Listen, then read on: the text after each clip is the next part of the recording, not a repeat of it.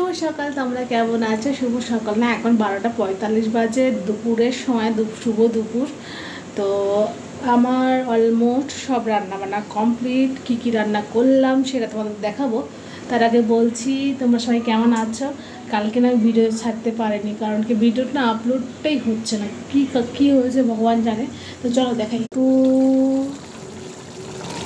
মাখো করে একটু মাংসের ঝোল করছি, চিকেন যেটাকে বলে। আর এখানে আমার ছেলের মাছ ভাজা দেখতে পাচ্ছ, জাল হচ্ছে। জাল আমরা দেখিয়েছি, এটা খিচুড়ি ছোট ছেলের।